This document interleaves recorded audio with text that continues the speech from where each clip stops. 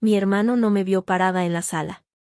De espaldas a mí, con el teléfono pegado a la oreja y la voz reducida a un susurro, sostenía entre las manos la botella de vino de la cena, esa que había presumido toda la semana porque le costó $180 y era, según él, su regalo de bienvenida para mí. Yo solo había vuelto por mi teléfono olvidado en el sofá. Y me quedé inmóvil detrás del arco del pasillo cuando escuché lo que jamás debí escuchar. Dijo que en mi vino yo no iba a sospechar nada. Dijo que después de esa noche, todo sería solamente suyo. Lo vi sacar un frasquito de vidrio del bolsillo, lo vi inclinar el líquido dentro de la botella abierta con el pulso firme de quien lleva semanas ensayando ese movimiento, y sentí que la mujer que yo había sido durante 33 años moría ahí mismo, de pie, en silencio, sobre la alfombra de la sala de su propio hermano. No grité.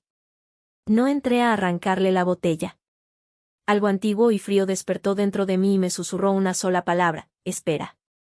Así que retrocedí con pasos que no hicieron ruido, recogí mi teléfono, activé la grabadora de voz, la guardé encendida en el bolsillo de mi cardigan, y regresé a la mesa del comedor con la sonrisa más dulce que he fabricado en mi vida. Sonreí toda la noche. Sonreí cuando Sofía sirvió el mole con la receta de su abuela, sonreí cuando las velas parpadearon sobre el mantel bordado, sonreí cuando Matías apareció con la botella en alto anunciando un brindis por la familia, por mamá y papá que nos cuidan desde el cielo. Me sirvió la copa a mí primero. Generosamente. Casi hasta el borde. A Sofía apenas le puso 2 dedos y él se sirvió de otra botella, una barata, alegando que el vino importado era mi homenaje y que él prefería el de siempre. Qué considerado era mi hermano. Qué asesino tan elegante. Sostuve esa copa durante 20 minutos sin rozarla con los labios, girándola, elogiando su color rubí, contando mis propios latidos para no temblar. Y cuando Matías se levantó rumbo a la cocina por el postre, vi mi momento abrirse como una puerta. Empujé mi copa por encima del mantel hacia mi cuñada y le dije con toda la ternura del mundo que probara el mío, que era el vino importado que su esposo había elegido especialmente para recibirme, que un vino de $180 merecía que ella también lo disfrutara. Sofía sonrió halagada, murmuró que Matías nunca le compraba esas cosas a ella, y levantó mi copa hacia sus labios en el instante exacto en que él regresaba de la cocina con la bandeja del flan entre las manos. El grito que dio mi hermano detuvo la cena entera. Detuvo el tiempo. La bandeja se estrelló contra el suelo, el flan se despedazó sobre los azulejos, y Matías cruzó el comedor en 2 zancadas para arrancarle la copa a su esposa con tanta violencia que el vino salpicó el mantel como una herida abierta. Sofía quedó congelada, los labios todavía entreabiertos, mirando a su marido como se mira a un desconocido. Y yo, desde mi silla, con las manos cruzadas sobre el regazo y la grabadora corriendo en mi bolsillo, pregunté con la voz más inocente del planeta por qué tanto escándalo, si era solamente vino. Me llamo Alexa Villanueva. Tengo 33 años. Y esa noche, en el comedor de la casa que mi hermano compró con dinero que no era suyo, comenzó la guerra más silenciosa y más dolorosa de mi vida. Una guerra contra mi propia sangre. Quiero que sepas desde el principio que gané. Pero también quiero que entiendas lo que me costó ganar, porque nadie te prepara para descubrir que la persona que te enseñó a andar en bicicleta, la que te defendió de los perros del vecindario, la que lloró abrazada a ti en el funeral de tus padres, es capaz de disolver tu voluntad en una copa de vino con tal de quedarse con lo que te pertenece. Esta es la historia de cómo la tonta de la familia desmontó, pieza por pieza, sin levantar la voz ni una sola vez, el plan de un hombre que me subestimó durante 33 años. Quédate hasta el final, porque cada minuto de humillación que tragué en silencio se convirtió después en un minuto de justicia. Y la justicia, cuando se sirve con paciencia, no hace ruido. Hace historia. Pero para que entiendas esa noche, necesito llevarte 3 meses atrás, al día en que enterramos a mi padre. Papá murió un martes de abril, 11 meses después que mamá, y los médicos dijeron que fue el corazón, aunque yo siempre supe que fue la tristeza. En el velorio, Matías lloró más fuerte que nadie. Abrazaba a los asistentes, recibía condolencias como el primogénito responsable que todos creían que era, y repetía entre sollozos que ahora le tocaba a él cuidar de la familia, cuidar de mí, cuidar del patrimonio que nuestros padres levantaron con 40 años de trabajo en el negocio de materiales de construcción. Yo lo miraba desde la primera fila de la capilla y le creía. Dios mío, cómo le creía. Porque eso hacemos las hermanas menores que crecimos admirando al hermano mayor, le creemos incluso cuando los números gritan lo contrario. Y los números gritaban. Yo soy contadora. Me especialicé en auditoría y llevo 9 años en una firma que revisa las cuentas de empresas medianas, destapando desvíos que los dueños jamás imaginaron. Es curioso, porque en mi trabajo todos me respetan, me consultan, me temen un poco cuando llego con mi carpeta bajo el brazo. Pero en mi familia siempre fui la distraída, la sentimental, la que vive en las nubes, la que según Matías no sabía ni administrar su propia quincena. Se reían de mí en cada Navidad cuando contaba mis logros, cambiaban de tema cuando mencionaba un ascenso, y con los años aprendí a quedarme callada, a achicarme, a caber en el molde de tonta que ellos fabricaron para mí. Mamá era la única que me veía de verdad. Antes de morir, me apretó la mano en el hospital y me dijo algo que entonces no comprendí, que cuidara los papeles, que no firmara nada sin leer, que el amor de familia no se demuestra en los abrazos sino en las cuentas claras. Pensé que era el delirio de la morfina. Ahora sé que era una advertencia.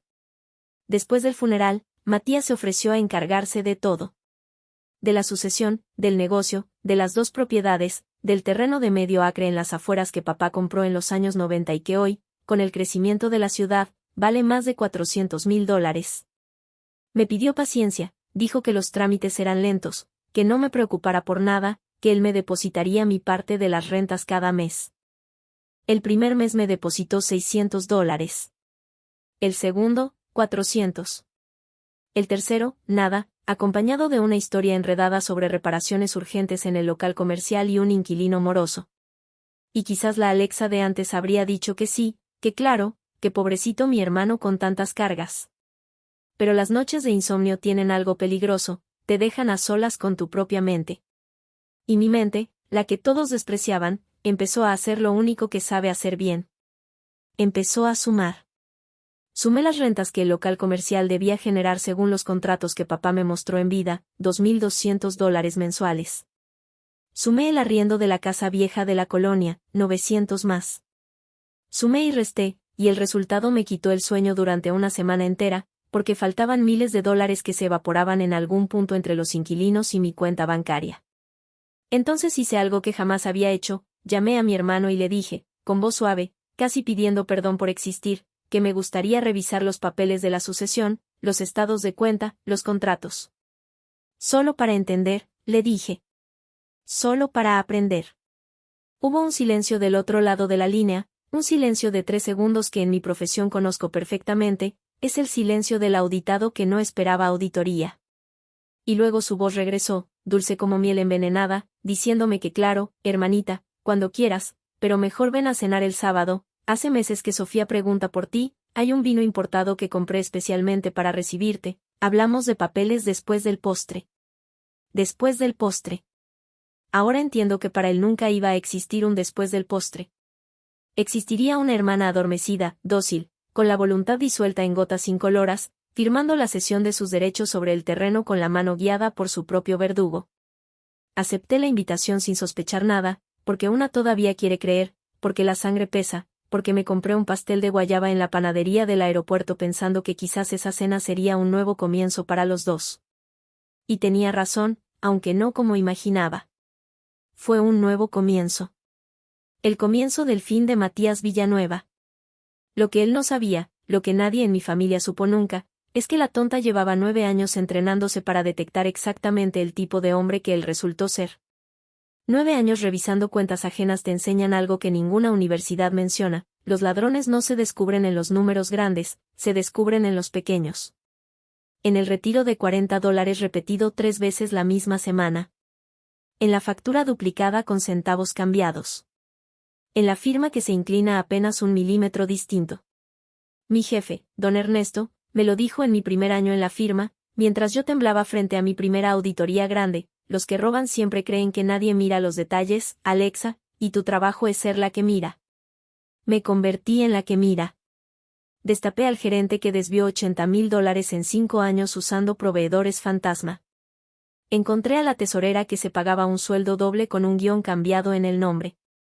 Aprendí a leer el lenguaje corporal de los culpables en las salas de juntas, ese parpadeo acelerado, esa risa que llega medio segundo tarde, esas manos que no saben dónde ponerse cuando pregunto por un recibo.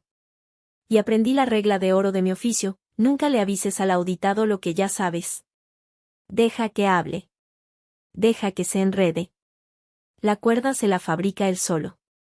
Por eso, aquella noche del vino, mientras Matías recogía del suelo los pedazos de flan con las manos temblando y balbuceaba una explicación absurda, yo apliqué mi regla de oro. Dijo que había gritado porque el vino estaba malo. Que al servirlo le sintió olor a corcho podrido, que le daba vergüenza que Sofía probara un vino defectuoso de $180, que por eso reaccionó así. Perdón, qué pena con ustedes, mejor abramos otra botella.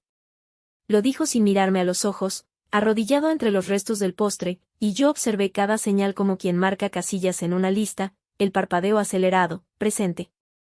La risa medio segundo tarde, presente. Las manos sin lugar, presentes. Sofía, todavía de pie junto a la mesa, cruzó los brazos y le preguntó por qué entonces le había servido a la hermana una copa llena de ese vino podrido 20 minutos antes. El silencio que siguió duró lo que dura un abismo. Y yo, en vez de empujar a mi hermano hacia ese abismo, lo rescaté. Sonreí, dije que seguro era eso, que a mí también me había parecido raro el aroma, que por algo no lo había probado, que estas cosas pasan hasta con los vinos caros. Vi el alivio derramarse por la cara de Matías como agua tibia. Vi también la duda sembrada en los ojos de Sofía, esa semilla diminuta que yo misma acababa de plantar sin que ninguno de los dos lo notara. Y pedí, con dulzura de hermana menor, que no tiráramos la botella, que me la llevaría a casa como recuerdo, que quería enseñarle la etiqueta a una compañera de trabajo que sabía de vinos. Matías se quedó lívido. Dijo que no, que para qué, que él la tiraba y me compraba otra.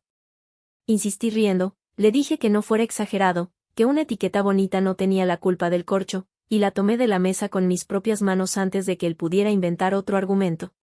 La guardé en mi bolsa junto al pastel de guayaba que nunca llegamos a partir.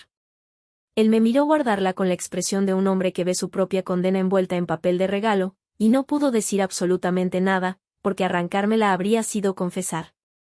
Manejé de regreso a mi departamento con la botella acostada en el asiento del copiloto como un bebé dormido y la grabación que mandóme en el teléfono. La escuché completa esa madrugada, sentada en el piso de mi cocina, todavía con el abrigo puesto. La voz de mi hermano diciendo que la tonta seguiría siendo tonta hasta el final. La voz de mi hermano calculando las gotas.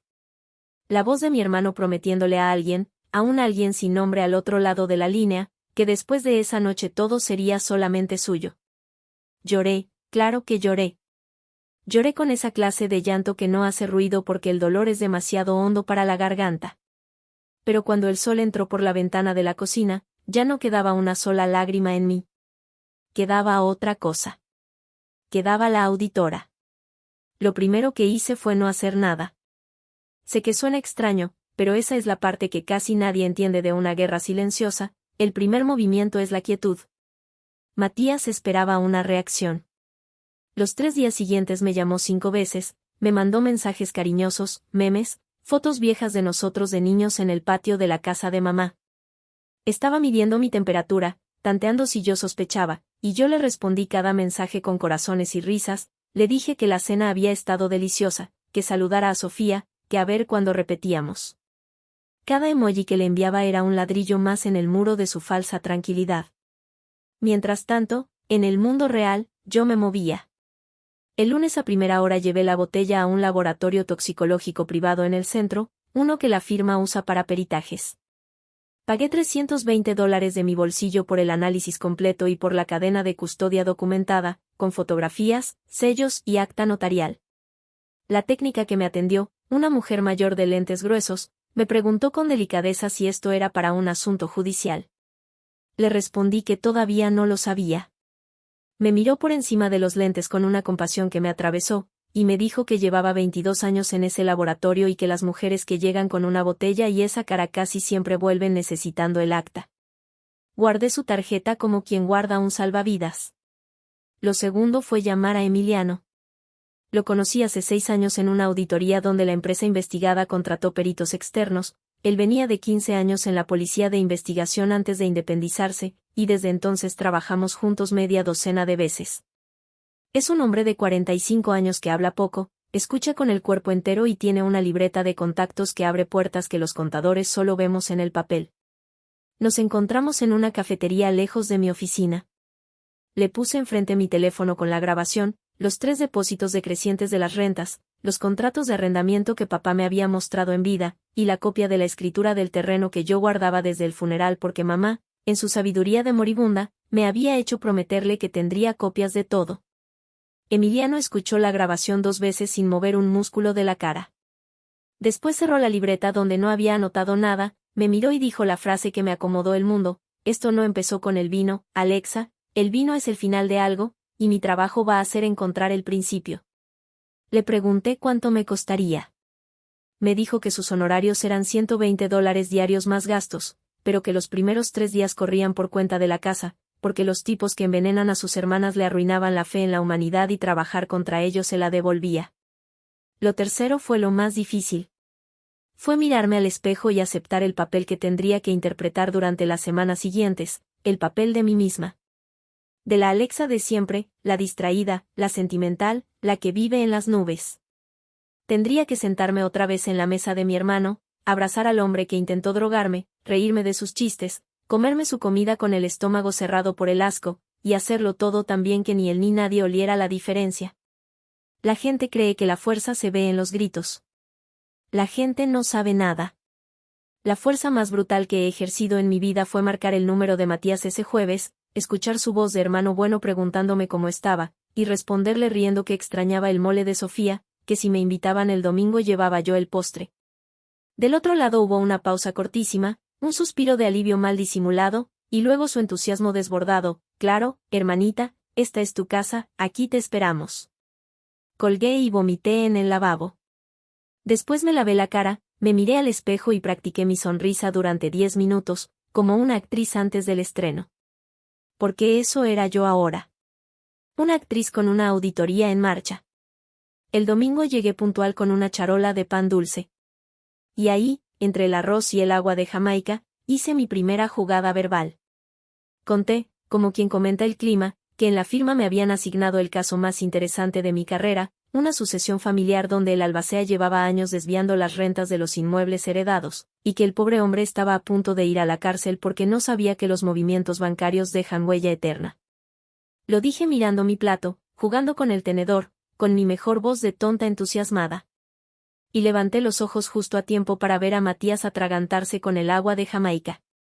Sofía le golpeó la espalda mientras él tosía, y yo le acerqué las servilletas con una sonrisa dulcísima, preguntándole si estaba bien, si necesitaba algo, si le pasaba algo con lo que acababa de contar. Nada, dijo él con los ojos rojos y la voz rota. No me pasa nada. Claro que no le pasaba nada. Todavía. El informe del laboratorio llegó un miércoles por la tarde, en un sobresellado que abrí con las manos más firmes de lo que esperaba. Benzodiazepina de acción rápida, decía el papel en su lenguaje frío de químicos y miligramos. Concentración suficiente para inducir sedación profunda, desorientación y pérdida parcial de memoria en una mujer de mi peso. La técnica de los lentes gruesos me lo tradujo por teléfono sin que yo se lo pidiera: con 2 copas de ese vino, usted habría firmado cualquier papel que le pusieran enfrente y al día siguiente no recordaría ni haber cenado. Le agradecí con una calma que me asustó de mí misma, colgué, y me quedé un largo rato mirando por la ventana de mi oficina el tráfico de la avenida. Mi hermano no había querido humillarme. Había querido borrarme. Convertirme en una firma sin memoria, en una mano sin dueña. Guardé el informe en una carpeta gris junto al acta notarial de la cadena de custodia, y esa carpeta se convirtió desde entonces en mi segunda columna vertebral. Emiliano trabajaba en paralelo, y sus primeros hallazgos llegaron ese mismo viernes en la cafetería de siempre. Puso sobre la mesa 3 hojas impresas y las fue girando hacia mí una por una, como un médico que muestra radiografías. La primera: el local comercial de mis padres no tenía un inquilino moroso, tenía un inquilino puntualísimo que pagaba $2,200 cada mes, religiosamente, mediante transferencia a una cuenta que no era la cuenta de la sucesión. La segunda: la casa vieja de la colonia estaba rentada en $950, 50 más de lo que yo sabía, depositados en esa misma cuenta paralela. La tercera hoja era la que Emiliano dejó para el final, y noté que la giró hacia mí más despacio que las otras. La cuenta paralela estaba a nombre de una sociedad constituida 8 meses atrás, 3 meses antes de la muerte de mi padre. Una sociedad llamada Inversiones del Roble, con 2 socios registrados. El primero era Matías Villanueva. El segundo nombre me quitó el aire de los pulmones, Sofía. Mi cuñada no era una esposa engañada que casi bebe de la copa equivocada. Mi cuñada era socia fundadora del robo. Recuerdo que me quedé mirando su nombre en el papel mientras el café se me enfriaba, y Emiliano tuvo la decencia de no decir nada durante un minuto entero. Después habló con esa voz suya de piedra suave, que no me apresurara a conclusiones, que una firma en un acta constitutiva prueba sociedad pero no prueba conocimiento de todo, que hay esposas que firman donde el marido señala. Puede ser, le dije. Pero yo también recordaba otra cosa. Recordaba la ceja levantada de Sofía cuando Matías me sirvió la copa llena. Recordaba su pregunta filosa, ¿por qué le serviste a tu hermana una copa llena de ese vino podrido? En su momento la leí como la sospecha de una inocente. Ahora la releía con otros ojos, quizás no era sospecha, era sorpresa. Sorpresa de que el plan incluyera algo que a ella no le habían contado. Socia del desvío, sí. Pero tal vez no socia del frasco. Y esa grieta, esa diferencia diminuta entre lo que cada uno sabía, era exactamente el tipo de fisura que una auditora aprende a agrandar hasta partir el muro completo. Decidí probar la grieta el siguiente domingo. Llegué a la comida con pan dulce y con un plan quirúrgico disfrazado de conversación de sobremesa. Esperé el momento en que Matías salió al patio a atender una llamada, esas llamadas que ahora atendía siempre lejos de las ventanas, y me quedé a solas con Sofía secando platos en la cocina. Le dije, en tono de confidencia entre mujeres, que la veía cansada, que si todo estaba bien con mi hermano. Suspiró como suspiran las mujeres que llevan meses conteniendo el aire. Me dijo que Matías andaba raro, irritable, que no dormía, que se levantaba de madrugada a revisar el teléfono, que había cancelado las vacaciones prometidas alegando problemas de dinero. Y entonces solté mi aguja envuelta en seda, qué extraño, le dije secando un vaso, porque con lo de la sucesión y las rentas de los locales yo pensaba que ustedes estaban tranquilos, a mí me llegan mis depósitos completos cada mes, 600, a veces más. Fue una mentira medida al milímetro. Vi a Sofía detener el trapo a mitad del plato. Vi su cuello tensarse. Me preguntó, con una voz que quería sonar casual y no le salió, que cuánto dije que me depositaban. Le repetí la cifra inventada y añadí, cándida, que Matías era tan ordenado con los números que hasta me daba pena no entender los estados de cuenta que él me mandaba. Sofía terminó de secar el plato en silencio. Pero yo ya había visto lo que necesitaba ver, ella conocía las cifras reales. Y las cifras reales que ella conocía no incluían depósitos completos para mí. En su cabeza, en ese momento exacto, nació una pregunta que ya no la dejaría dormir: si a la hermana le llega el dinero completo, entonces ¿qué números son los que yo firmo, y cuáles son los verdaderos, y cuántas versiones de la verdad maneja mi marido? Sembrar desconfianza entre socios es la maniobra más vieja de todas las auditorías. Cuando los que roban juntos empiezan a auditarse entre ellos, el trabajo se hace solo. Esa misma noche, según me contaría Emiliano días después gracias a sus fuentes y sus métodos que preferí no preguntar, hubo una discusión larga en la casa de mi hermano. Luces encendidas hasta las 3 de la mañana. Y a la mañana siguiente, Matías hizo su primer movimiento en falso, transfirió $12,000 de inversiones del roble a una cuenta nueva, abierta solo a su nombre. Estaba escondiendo dinero de su propia cómplice. El miedo había entrado en su casa, se había sentado en su mesa, y estaba empezando a comerse el matrimonio desde adentro. Mientras tanto, yo jugaba mi otra partida, la legal. Contraté por mi cuenta a una abogada sucesoria, la licenciada que me recomendó don Ernesto, y le llevé todo: la escritura del terreno, los contratos, el informe del laboratorio, la grabación transcrita y certificada. Ella lo revisó todo con lápiz rojo durante una semana y me citó en su despacho para decirme dos cosas. La primera, que la sucesión seguía abierta y que Matías, como albacea, tenía obligación legal de rendir cuentas, y que podíamos exigirlas judicialmente en cualquier momento. La segunda me la dijo quitándose los lentes, con una seriedad nueva, que la grabación y el informe del vino podían sostener una denuncia penal por tentativa contra mi salud, quizás algo más grave, pero que en el instante en que la presentara perdería el factor sorpresa y Matías tendría tiempo de esconder, vender, transferir y victimizarse. Me preguntó qué quería yo, si justicia rápida o justicia completa. Me acuerdo de mi respuesta porque me salió sin pensarla, desde un lugar que no sabía que tenía: quiero que cuando caiga, no le quede ni una sola mentira de repuesto. Salí del despacho al atardecer y manejé sin rumbo un rato, con las ventanas abajo. En un semáforo me vi las manos sobre el volante y pensé en mamá, en su advertencia de hospital: el amor de familia no se demuestra en los abrazos sino en las cuentas claras. Las cuentas de mi familia estaban a punto de quedar más claras que nunca. Esa noche, Matías me llamó. Su voz sonaba distinta, más delgada, con un temblor al fondo que él disfrazaba de cariño. Me preguntó si podíamos vernos a solas, los dos, sin Sofía, porque tenía que hablarme de unos papeles de la sucesión que ya estaban listos para firma. A solas. Papeles. Firma. Ahí estaba otra vez el lobo, invitándome al bosque por segunda vez, ahora sin vino, ahora a plena luz. Sonreí en la oscuridad de mi sala y le dije que claro, hermanito, cuando quieras. Y mientras colgaba, abrí mi carpeta gris y empecé a preparar la mesa donde esta vez el que iba a firmar su sentencia, sin saberlo, era él. Nos vimos un jueves al mediodía en un restaurante del centro que él eligió, uno de manteles largos y meseros de chaleco, el tipo de lugar que Matías escogía cuando quería impresionar o intimidar, que en él eran la misma cosa. Llegué 10 minutos tarde a propósito, con mi ropa más sencilla, mi cara de hermana despistada y una bolsa grande donde llevaba, escondida entre pañuelos y cosméticos, una grabadora nueva que Emiliano me había prestado, de las que no se apagan aunque el teléfono suene. Matías ya estaba sentado con una carpeta elegante junto a su plato, de piel color miel, con las esquinas doradas. Se levantó a abrazarme y yo me dejé abrazar, sintiendo contra mi mejilla el perfume caro del hombre que 2 semanas atrás había calculado mis miligramos. Hay abrazos que se sienten como jaulas. Ese fue uno.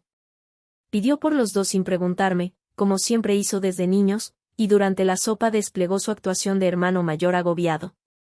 Que la sucesión era un monstruo de trámites, que los abogados cobraban fortunas, que él llevaba meses sin dormir por proteger lo nuestro, que ojalá papá hubiera dejado todo más ordenado.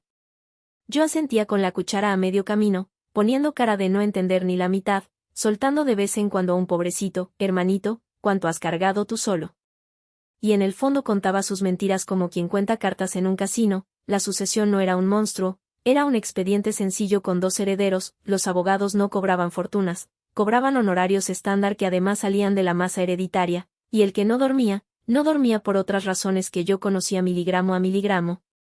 Con el plato fuerte llegó la carpeta. La abrió con ceremonia, girándola hacia mí sobre el mantel, y me presentó los papeles con una sonrisa de vendedor de autos usados. Un convenio entre coherederos, dijo. Algo muy normal, muy común, que los abogados recomendaban para agilizar todo. En resumen, y me lo resumió él mismo con su bolígrafo señalando párrafos que no me dejaba leer completos, yo le cedía a él la administración total y la facultad de vender el terreno de las afueras, y a cambio él me garantizaba una renta mensual vitalicia de $800. Vitalicia, repitió, saboreando la palabra como si me estuviera regalando el mar. $800 mensuales a cambio de un terreno de 400.000 que además, según los planos de desarrollo urbano que Emiliano ya había conseguido, estaba en la ruta de un corredor comercial que duplicaría su valor en 3 años. Mi hermano no me estaba ofreciendo una renta. Me estaba comprando la vida entera a precio de saldo, y encima esperaba que se lo agradeciera. Tomé los papeles con mis dedos de tonta y los hojeé moviendo los labios, despacio, como si me costara leer los términos legales que en mi trabajo redacto dormida. Y entonces hice la pregunta que llevaba 3 días ensayando frente al espejo, la pregunta con carnada adentro. Le dije, con mi voz más inocente, que todo se veía muy bien, pero que una compañera de la oficina me había dicho que estos convenios necesitaban pasar primero por el juez de la sucesión, y que el juez pedía un inventario certificado de todos los bienes y todas las rentas cobradas hasta la fecha, con estados de cuenta.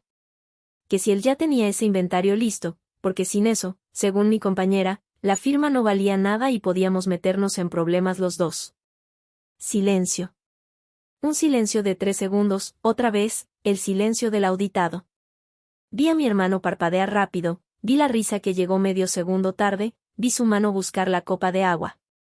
Me dijo que su abogado se encargaba de todo eso, que yo no me preocupara por tecnicismos, que para eso estaba él. Insistí, suave como algodón, pero tú tienes los estados de cuenta, ¿verdad, hermanito? Los de las rentas del local y de la casa, porque el juez los va a pedir y no quiero que te regañen por mi culpa. Y ahí, en ese instante, cometió el error que yo estaba pescando. Me miró a los ojos y me dijo que sí, que claro, que las rentas estaban íntegras en la cuenta de la sucesión, hasta el último dólar, y que él me enseñaba los estados cuando yo quisiera. Hasta el último dólar. En la cuenta de la sucesión. Grabado en alta definición de audio, con fecha, con hora, con meseros de testigos alrededor. Una declaración falsa, verificable y voluntaria, que contradecía las 3 hojas de Emiliano donde constaba que cada centavo entraba desde hacía meses a Inversiones del Roble. Los mentirosos creen que las palabras se las lleva el aire. Los auditores sabemos que las palabras, bien cosechadas, pesan más que las escrituras. Le dije que entonces todo estaba perfecto, que me diera unos días para leer el convenio con calma, que él sabía que yo era lenta para estas cosas. Se le tensó la mandíbula una fracción de segundo, la fracción exacta en que un depredador ve a la presa dar un paso fuera del alcance, pero la sonrisa volvió enseguida. Claro, hermanita, tómate tu tiempo, aunque no mucho porque hay un comprador interesado en el terreno y esas oportunidades se van. Un comprador interesado. Otra pieza que cayó sola en mi bolsillo, tenía prisa, y la prisa es la madre de todos los errores. Nos despedimos con otro abrazo de jaula y me llevé la carpeta color miel bajo el brazo como quien se lleva la confesión firmada del enemigo, porque eso era, cada cláusula de ese convenio, redactada para despojarme, sería leída algún día por un juez con otros ojos, los ojos que yo iba a prestarle. Esa misma tarde la licenciada revisó el convenio y lo calificó con una sola palabra que no voy a repetir completa porque mi madre me educó bien. Me confirmó que era leonino, probablemente nulo, y que la mención del comprador cambiaba el tablero. Si Matías intentaba vender el terreno sin autorización judicial y sin mi firma, cometería un delito nuevo, distinto, más fácil de probar que todos los anteriores. Déjelo caminar hacia allá, me dijo, pero documentando cada paso. Emiliano se encargó de los pasos. En una semana averiguó que el comprador existía, que era una desarrolladora mediana, y que Matías ya había recibido de ellos un anticipo de $20,000 en la cuenta que escondía de Sofía, a cambio de una promesa de venta que él firmó solo, como si el terreno fuera únicamente suyo. Mi hermano ya no estaba planeando robarme.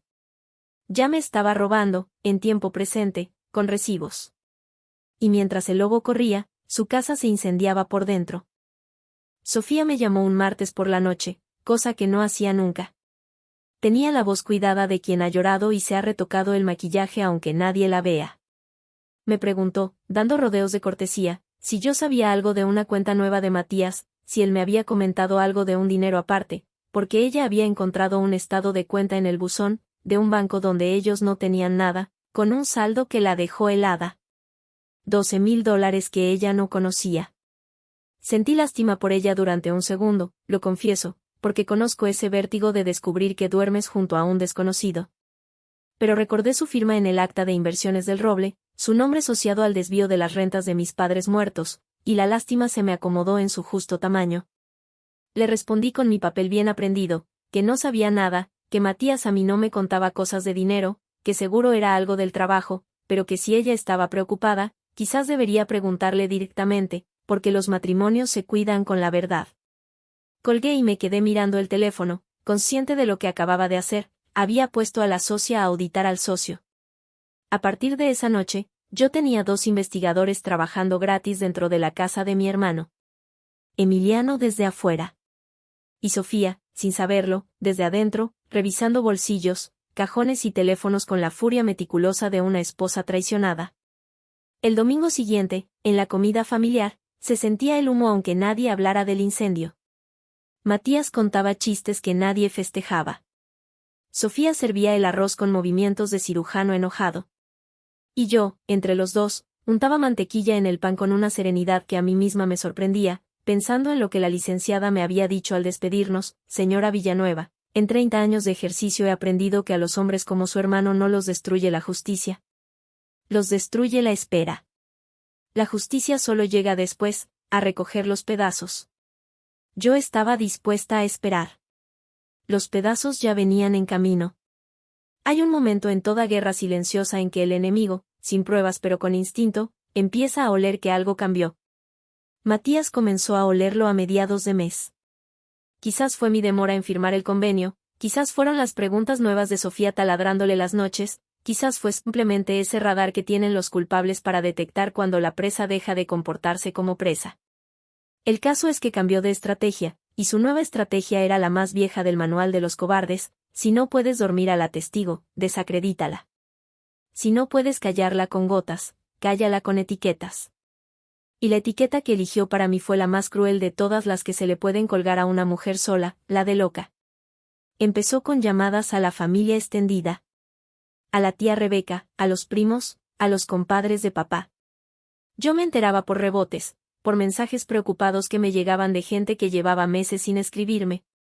Que Matías andaba diciendo que yo estaba muy mal desde la muerte de nuestros padres, que el duelo me había desequilibrado, que me había vuelto desconfiada, obsesiva, que inventaba cosas, que había llegado a insinuar barbaridades sobre él, su propio hermano, el que me había cuidado toda la vida. Que estaba pensando, con todo el dolor de su corazón, en buscarme ayuda profesional, quizás algo más serio, porque una mujer sola, sin marido y sin hijos, con ese trabajo tan estresante de números, era terreno fértil para perder el piso. Lo contaba con la voz quebrada, me dijeron. Con lágrimas, a veces. Mi hermano lloraba mejor que nadie desde el velorio de papá, y ahora usaba ese talento para cavarme una fosa de compasión donde enterrarme viva. Confieso que esa fue la semana en que estuve más cerca de romperme. No por miedo a sus mentiras, sino por la eficacia con que germinaban. La tía Rebeca me llamó con voz de pésame para preguntarme si estaba durmiendo bien, si comía, si no me gustaría pasar una temporadita con ella. Un primo me mandó el contacto de un psiquiatra amigo suyo, con las mejores intenciones del mundo, que son las que más duelen. Y entendí, con una claridad que me heló, la trampa perfecta que Matías estaba armando. Si yo presentaba mis pruebas ahora, todos las leerían a través del filtro que él había instalado. La grabación sería una obsesión de mujer enferma. El informe del laboratorio, una fabricación de mente paranoica. Mi auditoría, el delirio de la solterona de los números. Él estaba vacunando a la familia contra mi verdad antes de que mi verdad naciera. La licenciada me lo confirmó sin endulzarlo, es la defensa clásica, Alexa, y funciona más veces de las que usted cree, por eso vamos a dejar que la complete, porque cada llamada que él hace difamándola es un acto daquiementevel de mala fe que un juez leerá después como lo que es, preparación del despojo. Fue en esos días oscuros cuando apareció la luz que yo no esperaba. Se llamaba Samara, tenía 29 años, y era la hija de Matías de su primer matrimonio, mi sobrina, la niña que yo cuidé tardes enteras cuando su padre y su primera esposa trabajaban, la que me decía tía Lela porque de chiquita no podía pronunciar Alexa.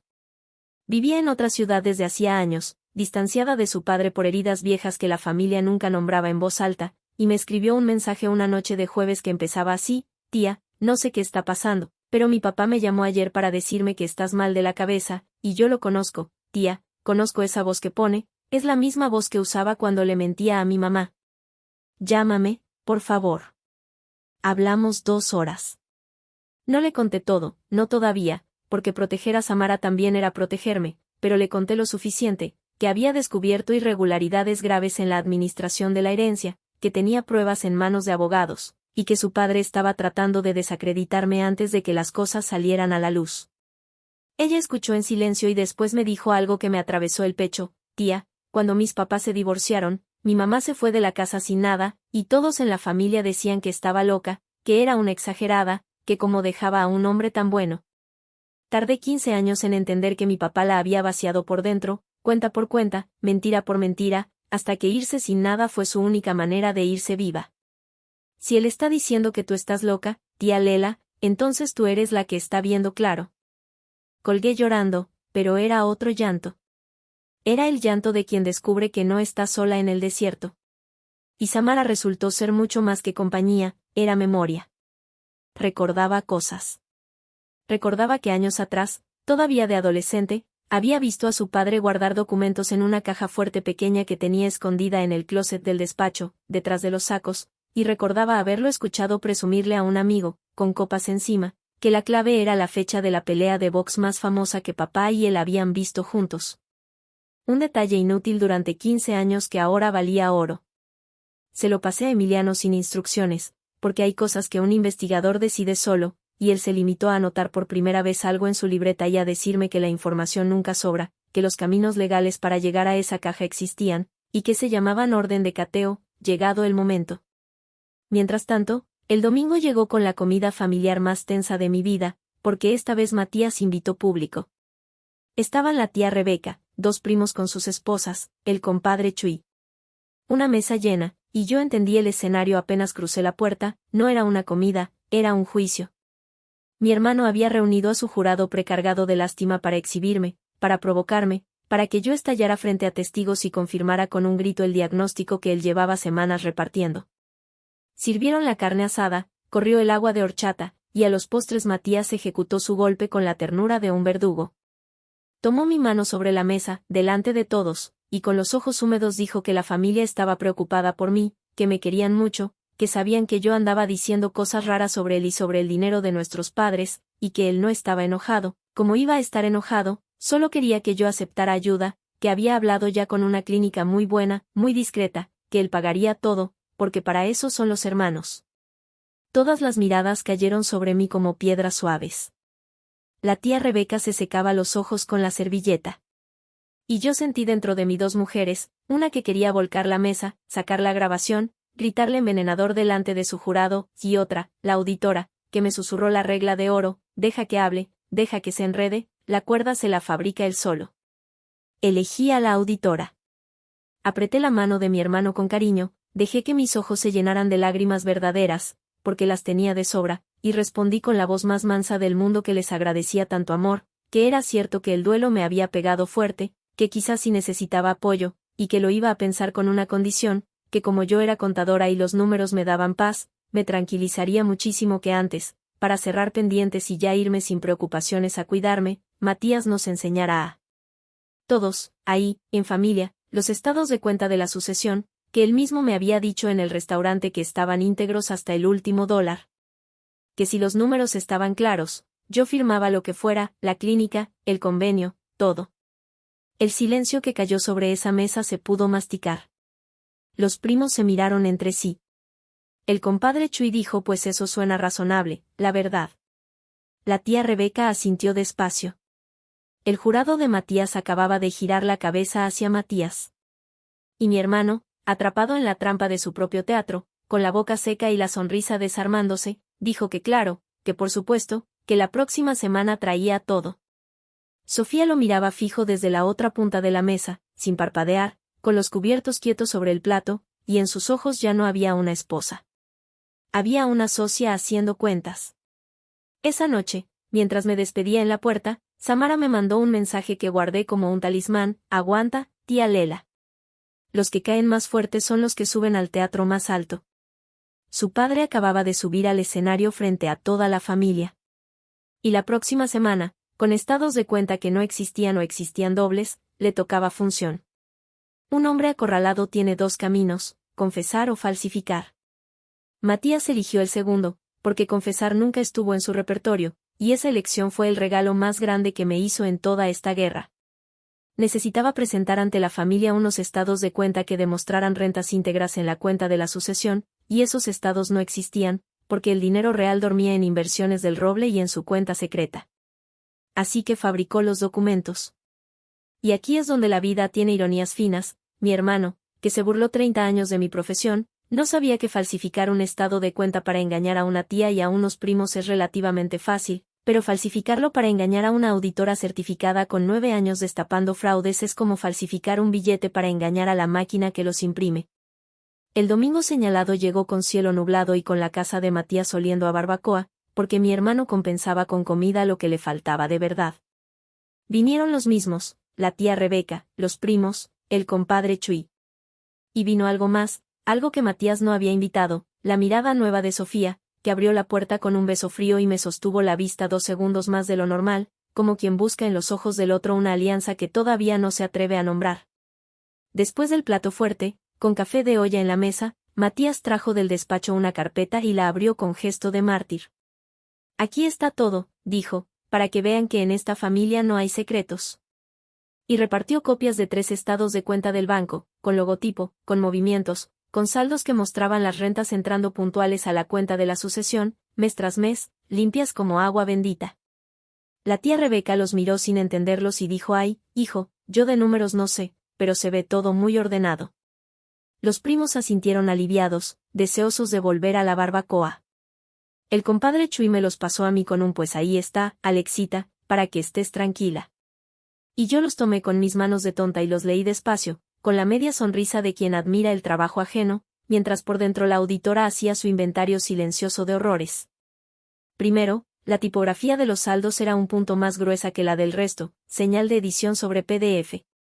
Segundo, los sábados y domingos aparecían movimientos con fecha de operación bancaria, y los bancos no procesan transferencias ordinarias en fin de semana. Quien inventa movimientos desde un calendario mental comete siempre ese error. Tercero, y este era el diamante, el folio de la esquina inferior tenía una secuencia numérica idéntica en los 3 meses, porque Matías había usado la misma plantilla 3 veces cambiando solo cifras y fechas. Cuarto, el saldo final de un mes no coincidía con el saldo inicial del siguiente por una diferencia de $40, la clase de descuido aritmético que en mi oficina llamamos la firma del amateur. Un documento falsificado no es un muro, es una ventana, deja ver exactamente lo que el falsificador quiso esconder. Pude haberlo destrozado ahí mismo. Tenía a la familia reunida, los papeles en la mano, la boca llena de verdades. Pero destruirlo en su sala, entre primos, habría sido darle un escándalo doméstico, algo que se disuelve en disculpas y abrazos navideños. Yo no quería un escándalo. Quería un expediente. Así que levanté la cara, sonreí con toda la dulzura de mi papel y dije que muchas gracias, hermanito, que qué alivio, que ya con esto me quedaba tranquila, y que si me regalaba las copias para guardarlas de recuerdo, porque a los contadores nos dan paz los papeles. Matías, hinchado de triunfo, dijo que claro, que para eso las imprimió. Acababa de entregarme, con público y por voluntad propia, la prueba física de un delito nuevo, falsificación de documentos para consumar el despojo.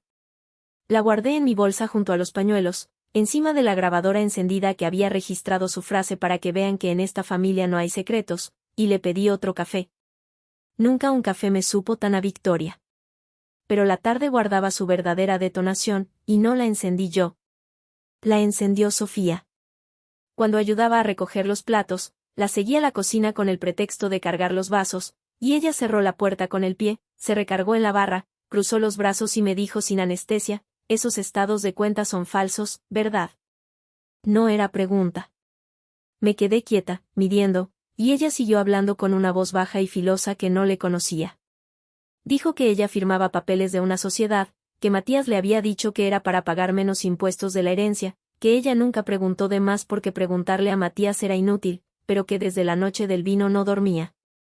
Que había ido al banco con su identificación y su acta de matrimonio a pedir sus propios movimientos, y que los números que le dieron no se parecían en nada a los que su marido acababa de repartir en la mesa.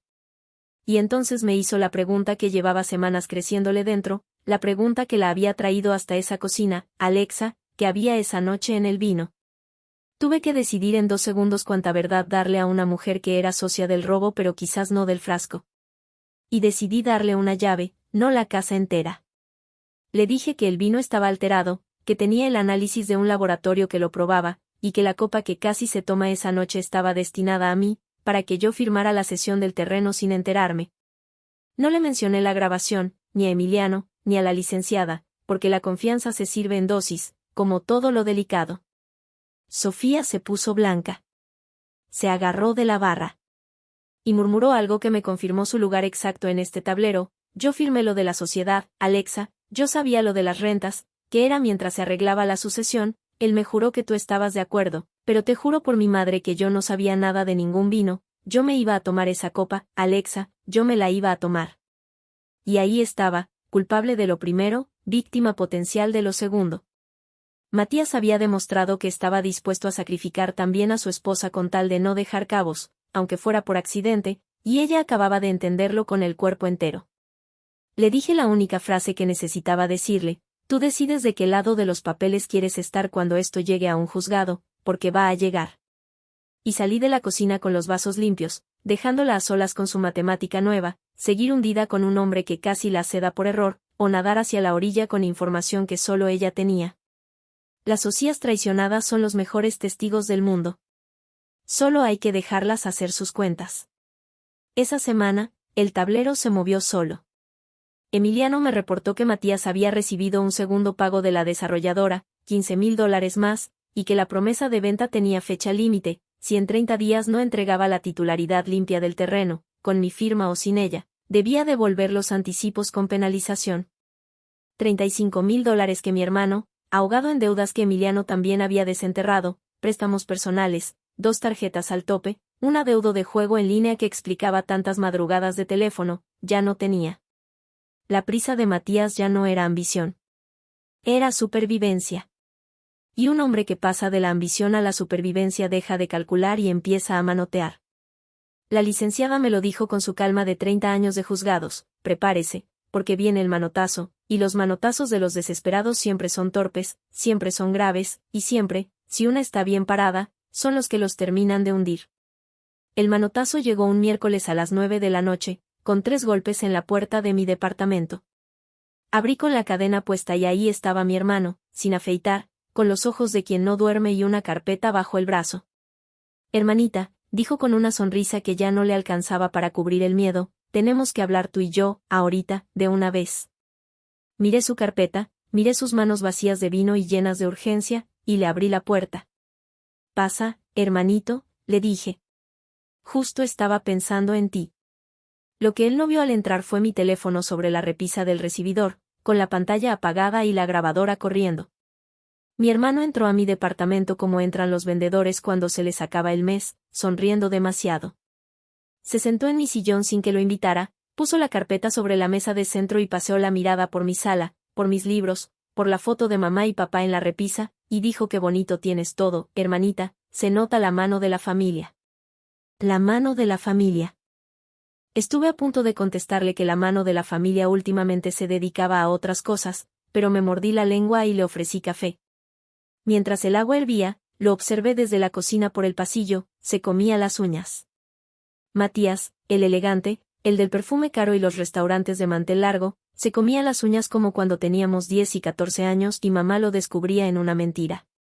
El niño mentiroso seguía ahí abajo, debajo del hombre, y esa noche había venido a mi casa porque el agua ya le llegaba al cuello. El discurso que traía preparado era una obra en 3 actos. Primer acto, nostalgia. Me habló de papá, de cuando nos llevaba al negocio los sábados y nos pagaba $1 por barrer la bodega, de que la familia es lo único que queda cuando todo se derrumba. Segundo acto, victimización. Me confesó, con la voz quebrada en el punto exacto donde él sabía quebrarla, que estaba pasando por un momento muy difícil, deudas, presiones, gente mala que lo amenazaba, y que por eso a veces actuaba raro, que si yo lo había notado distinto era por eso, por el miedo, no porque él fuera un mal hombre. Y tercer acto, el zarpazo envuelto en seda. Sacó de la carpeta una versión nueva del convenio, mejorada, dijo: ahora me ofrecía $1,200 mensuales y un pago único de 10,000 a la firma, pero necesitaba que firmáramos esta semana, mejor mañana, mejor hoy si yo quería, porque el comprador del terreno se impacientaba y esa venta era la única manera de salvar a la familia, así lo dijo, salvar a la familia, como si la familia fuera él. Lo escuché completo sin interrumpirlo, con mi taza entre las manos, asintiendo en los lugares correctos. Y cuando terminó, hice algo que llevaba planeando desde la tarde de los estados de cuenta falsos, ejecuté mi armadilla moral, la jugada diseñada para ponerlo frente a un espejo del que no pudiera escapar sin cortarse. Le dije, con suavidad de hermana, que lo entendía, que las deudas asustan, y que precisamente por eso había estado pensando en una solución mejor que el convenio. Que un compañero de mi firma, especialista en sucesiones, se había ofrecido a hacernos gratis una auditoría completa de la herencia, con revisión bancaria certificada ante notario, para dejar todo transparente, y que con ese documento el juez autorizaría la venta del terreno en semanas, legalmente, sin riesgos para nadie. Que así él tendría su dinero rápido y limpio, y yo mi tranquilidad. Y rematé mirándolo a los ojos, con toda la inocencia del mundo: es la mejor opción para ti, hermanito, a menos que haya algo en las cuentas que no pueda ver un notario. Tú me dices. El silencio que se hizo en mi sala fue distinto a todos los anteriores. Ya no eran 3 segundos de auditado sorprendido. Fue un silencio largo, mineral, donde vi a mi hermano comprender por primera vez la forma completa de su jaula. Si aceptaba la auditoría, se descubría todo: el desvío, la sociedad, la cuenta oculta, los documentos falsos. Si la rechazaba, se delataba, porque solo rechaza una revisión gratuita y benéfica quien tiene algo podrido debajo. Cualquier camino lo incriminaba. Eso es una armadilla moral, no una trampa que te empuja a caer, sino un espejo que te obliga a elegir qué clase de hombre eres delante de un testigo. Y Matías eligió. Vaya que eligió.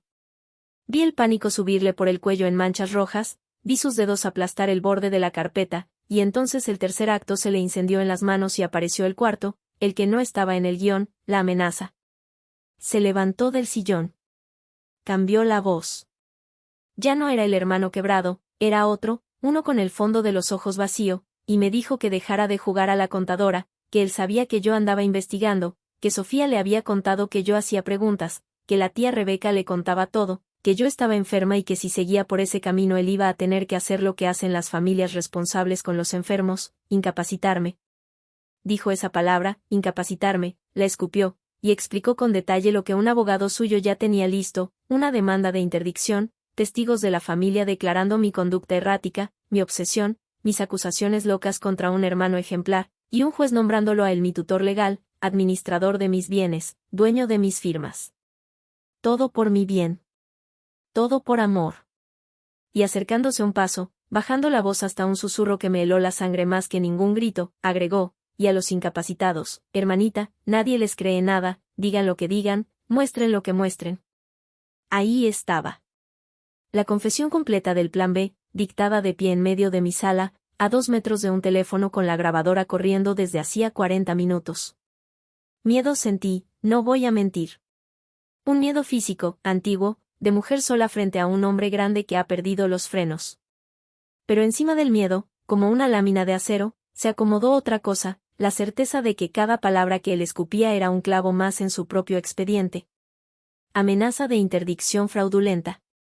Admisión de testigos coordinados. Intimidación a una coheredera para forzar una firma. La licenciada iba a hacer un altar con esa grabación. Así que respiré hondo, dejé mi taza en la mesa con el pulso más firme de mi vida, y le respondí exactamente 7 palabras, con la voz baja y limpia de las decisiones tomadas, entonces ya no tenemos nada que hablar. Y le abrí la puerta. Matías se quedó un momento en el umbral, desconcertado, porque los depredadores no saben qué hacer cuando la presa les abre la puerta con esa calma. Buscó algo más que decir, no lo encontró, agarró su carpeta y salió. Pero antes de irse, ya en el pasillo, se volteó y me dejó su última bala, la más sucia, piénsalo bien, porque si esto se pone feo, la que también cae es Sofía, ella firmó todo, ella está metida hasta el cuello, y tú no quieres cargar con destruir un matrimonio y dejar a una mujer en la calle, tú no eres así, hermanita, tú eres buena. Usó a su propia esposa como escudo humano, ahí, en mi pasillo, con la naturalidad de quien lleva toda la vida usando personas como muebles. Cerré la puerta, puse el cerrojo, apagué la grabadora, y me senté en el piso de mi recibidor a temblar todo lo que no me había permitido temblar delante de él. Temblé media hora. Después me levanté, me serví un té, y mandé 3 mensajes. El primero a la licenciada, tengo grabada la amenaza de interdicción, mañana a primera hora estoy en su despacho. El segundo Emiliano, se acabó la fase silenciosa, activa lo del cateo, tenemos que llegar a esa caja fuerte antes de que él vacíe todo. Y el tercero, el más difícil, a Sofía. Lo escribí y lo borré 4 veces, y al final lo dejé en 6 palabras que ella entendería mejor que nadie, él acaba de ofrecerte como moneda. No le expliqué más. No hizo falta. A las 11 de la noche me contestó con una sola línea que confirmó que la socia había terminado sus cuentas y elegido orilla, mañana te llevo todo lo que tengo. Y a las 11:30, cuando ya apagaba la luz, sonó el teléfono una vez más. Era Samara. Su voz venía rara, contenida, como envuelta en papel. Tía Lela, me dijo, acabo de hablar con mi papá. Me llamó para pedirme dinero prestado, $20,000, urgente, y cuando le dije que no tenía, se puso a llorar y me dijo algo que no entiendo pero que tú a lo mejor sí. Me dijo, dile a tu tía que gané yo, que el terreno ya no existe. Tía, ¿qué significa que el terreno ya no existe? Me quedé con el teléfono pegado a la oreja, mirando la oscuridad de mi cuarto, sintiendo como la última pieza del manotazo caía en su lugar. Mi hermano, acorralado por todos los flancos, acababa de hacer su movida final. Y yo iba a necesitar hasta el último papel de mi carpeta gris para alcanzarlo. No dormí. A las 7 de la mañana ya estaba en el despacho de la licenciada con mi carpeta gris, la grabación de la amenaza y la frase de Samara dándome vueltas como un cuchillo, el terreno ya no existe. A las 9 entendimos lo que significaba. La licenciada pidió un informe urgente al registro de la propiedad y la respuesta llegó antes del mediodía. 2 días atrás, en una notaría de un municipio vecino, se había firmado la compraventa del terreno de mis padres a favor de la desarrolladora, por $380,000. Y en la escritura, junto a la firma de Matías como albacea, estaba mi firma. Mi nombre completo, Alexa Villanueva, con la caligrafía redonda que uso desde la preparatoria, cediendo mis derechos hereditarios ante un notario al que yo jamás había visto en mi vida. Mi hermano ya no me estaba robando el futuro. Me había robado el pasado, la mano, el nombre. Me había falsificado entera. Curioso lo que hace el cuerpo en esos momentos. Yo esperaba derrumbarme y en cambio sentí una quietud enorme, casi religiosa, porque la auditora que vive en mí reconoció la escena de inmediato, era el error final. El definitivo. La licenciada lo dijo en voz alta mientras subrayaba la escritura con su lápiz rojo. Hasta ayer teníamos un pleito de herencia con agravantes, desde hoy tenemos falsificación de firma en instrumento público, uso de documento falso y despojo consumado. Esto ya no se arregla con abogados de familia, Alexa. Esto es penal. Y lo mejor, agregó quitándose los lentes, es que las firmas falsas son como los estados de cuenta falsos, ventanas. Un perito calígrafo tarda 3 días en demostrar que esa mano no fue la suya, y usted, señora, tiene la coartada más elegante que he visto en años, porque el día y la hora de esa notaría usted estaba en su oficina, con registro de entrada biométrico, frente a 12 testigos, auditando a una empresa. A las 4 de la tarde llegó Sofía a mi departamento, tal como había prometido. Venía sin maquillaje, con una mochila de lona, y lo que sacó de esa mochila valía más que el terreno completo. El acta constitutiva original de Inversiones del Roble. Los estados de cuenta verdaderos que ella misma había pedido al banco. Un folder con recibos de las rentas cobradas durante meses. Capturas del teléfono de Matías que ella había fotografiado en las madrugadas, conversaciones con el contacto que le consiguió el frasco, mensajes con la desarrolladora, y una joya que ni Emiliano había alcanzado, el comprobante de compra, por internet, de un sello notarial apócrifo. Puso todo sobre mi mesa, ordenado, clasificado, con separadores de colores, y me di cuenta de que Sofía llevaba semanas preparando esa entrega con la misma meticulosidad con la que antes había firmado sin preguntar. Me dijo, mirando los papeles y no a mí, yo voy a declarar todo, Alexa, lo que firmé y lo que supe, y que el juez decida qué me toca. Ya me cansé de dormir con miedo de mi propio esposo. Y después levantó la vista y me hizo la única petición de toda la tarde, solo te pido que cuando cuentes esta historia, digas que al final elegí bien. Se lo prometí. Aquí está la promesa cumplida. Con lo de Sofía, el rompecabezas quedó completo, y Emiliano y la licenciada trabajaron esa semana como relojeros. La denuncia penal se armó con 7 anexos, la grabación del teléfono en la cocina, la noche del vino. El informe toxicológico con cadena de custodia. La botella misma, sellada. Los estados de cuenta falsificados que él repartió en su propia mesa. La grabación de la amenaza de interdicción en mi sala. El expediente financiero de Emiliano con la cuenta oculta y los anticipos de la desarrolladora. Y la escritura con mi firma falsa junto al dictamen preliminar del perito calígrafo, que confirmó en 72 horas lo que yo sabía, quien firmó no fui yo, y quien firmó, además, cometió el clásico error de los falsificadores nerviosos, apoyar demasiado el bolígrafo, dejando surcos que delatan copia lenta y no escritura natural. La desarrolladora, notificada de la investigación, se retiró de la operación en pánico y congeló los pagos restantes, exigiéndole a Matías la devolución inmediata de $35,000 que él ya no tenía. Y el juez penal, ante el paquete completo, autorizó lo que Emiliano llevaba semanas esperando con la fecha de la pelea de box anotada en su libreta, el cateo del despacho de mi hermano.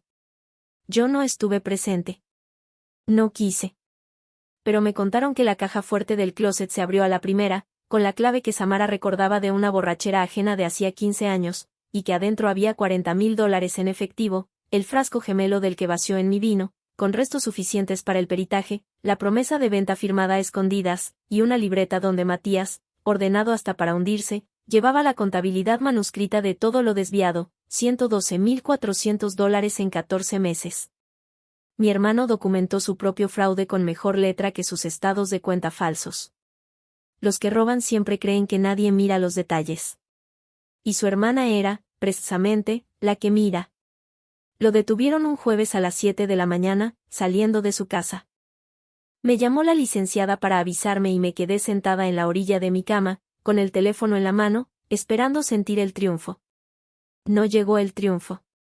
Llegó otra cosa más rara y más honda, llegó mamá. Su voz de hospital: cuida los papeles, no firmes nada sin leer. Lloré por ella, no por él. Lloré porque mi madre murió sabiendo, de alguna manera las madres siempre saben, y no pudo hacer más que dejarme una advertencia envuelta en morfina. Esa mañana entendí que toda mi guerra silenciosa había sido, en el fondo, una conversación con ella. Un modo de decirle: te escuché, mamá. Tarde, pero te escuché.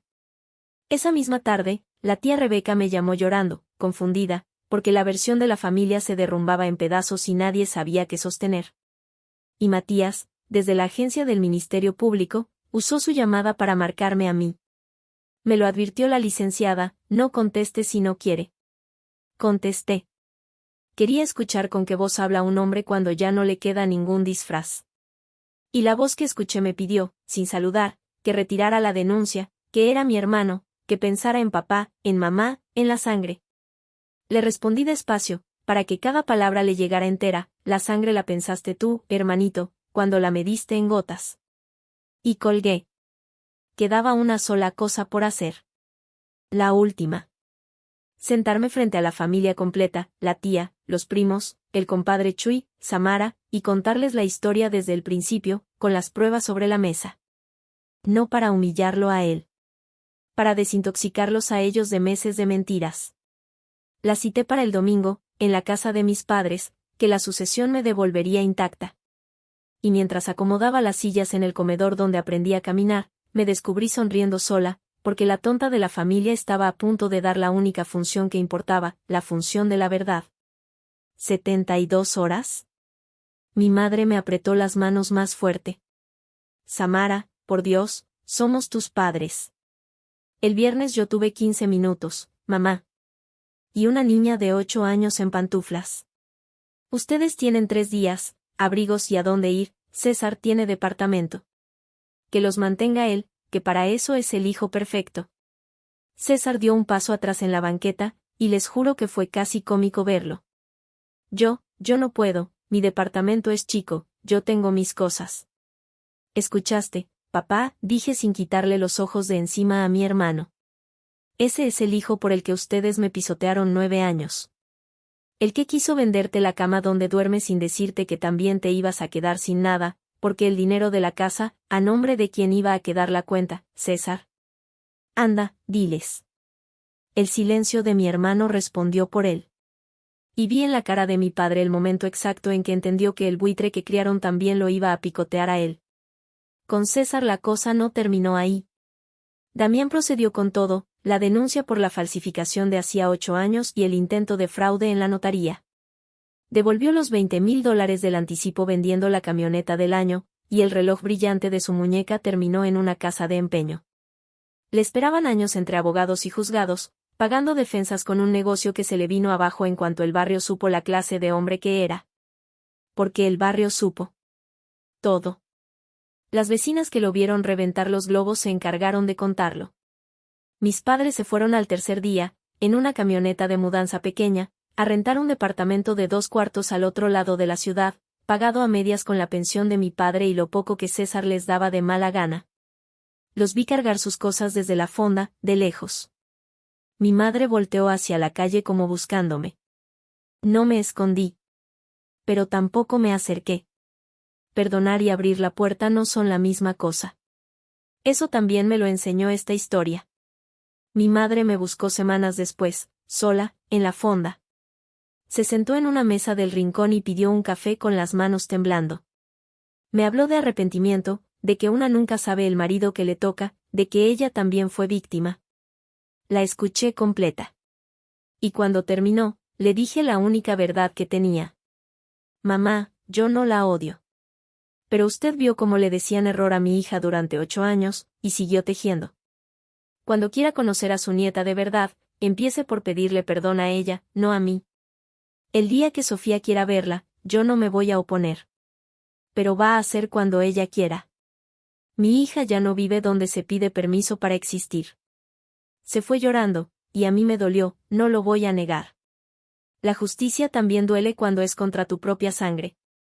Pero hay dolores que sanan y dolores que enferman, y por primera vez yo tenía uno de los que sanan. ¿Y la casa? La casa volvió a la vida. No la vendí. Tampoco me mudé de inmediato. Primero la abrí, la limpié de arriba abajo con doña Emilia y Sofía, pintamos las paredes de colores claros, tiramos el sillón de la cabecera y pusimos una mesa redonda, porque en las mesas redondas nadie preside. El reloj de bronce lo mandé arreglar con un relojero del centro. La carátula quedó como nueva. Lo puse en la sala, en su mesita, pero ahora con la carta de mi abuela enmarcada al lado, para que nadie olvide nunca lo que ese reloj guardó. Y tomé una decisión que sorprendió a todos menos a doña Emilia, convertí la mitad de la casa en cocina de verdad. Con los ahorros del primer año trabajando juntas y un préstamo pequeño, abrimos ahí el segundo local de la fonda. Fonda Valentina, dice el letrero, con una mariposa pintada al lado. Doña Emilia puso la experiencia y el nombre en los papeles como socia, yo puse la casa y la sazón. Hoy trabajan con nosotras 3 mujeres del barrio, 2 de ellas madres solas, porque yo sé mejor que nadie lo que vale una puerta abierta a tiempo. La primera vez que una de ellas llegó preguntando por trabajo, con su niño de la mano y los ojos bajos, la senté, le serví un plato y le dije las palabras de doña Emilia: aquí no se pide permiso para comer. Aquí se come y ya. Y vi en su cara lo mismo que doña Emilia debió ver en la mía aquella noche de nieve. Así se paga esa clase de deudas. Hacia adelante. Sofía cumplió 10 años el invierno siguiente. La fiesta fue en el patio de la casa, bajo el limonero de mi bisabuela Valentina, con 20 niños de su escuela corriendo y gritando a todo pulmón, porque en esta casa ahora se corre y se grita. Hubo pastel de 2 pisos con mariposas de azúcar, hecho por las 2 juntas. Hubo globos color durazno amarrados en cada silla. Y cuando mi hija sopló sus velitas, no cerró los ojos. ¿No vas a pedir un deseo, mariposa? No, mamá, me dijo con esa sonrisa nueva que le creció este año. Los deseos son para las cosas que faltan. A mí ya no me falta nada. Me fui a la cocina a llorar, como siempre. Pero ya lloro distinto. A veces, en las noches, todavía repaso todo. La nevada. Las pantuflas empapadas. La frase que abrió esta historia y que me perseguirá siempre: llévate el error que tú llamas hija y desaparece. Y pienso en lo cerca que estuve de obedecer. De desaparecer de verdad, por dentro, como desaparecen tantas mujeres que siguen vivas. Me salvaron 3 mujeres. Una abuela que vio el futuro y escondió la verdad dentro de un reloj. Una fondera que abrió una puerta a la 1 de la mañana sin preguntar nada. Y una niña de 8 años que lavó su propio plato para no deberle nada a quien no la quería. Y me salvó algo más, que es lo que quiero que se lleven de esta historia, ustedes que me escucharon hasta aquí, ustedes que a lo mejor también viven haciéndose chiquitas en una casa que les cobra el aire. La familia no es la sangre. La familia es quien te protege, quien te respeta y quien te ama sin pasarte factura. La sangre es solo el punto de partida, lo que cada quien hace con ella es su decisión. Mi padre tuvo mi sangre y me tiró a la nieve. Doña Emilia no tenía ni una gota y me dio un techo, un trabajo y un espejo donde verme derecha. Hoy, cuando cierro la fonda por las noches y subo a acostar a mi hija en la casa que levantó mi abuela, paso junto al reloj de bronce y a veces me detengo a mirarlo. Marca la hora perfecto desde que lo arreglamos. Y siempre pienso lo mismo. Ellos me gritaron que desapareciera. Y les hice caso. Desapareció la mujer que caminaba pegada a las paredes. Desapareció la que pedía permiso para existir. Desapareció la invisible. En su lugar quedó esta que les habla, Samara Villalba, 34 años, hija de Valentina más que de nadie, madre de una mariposa que ya no vuela bajito.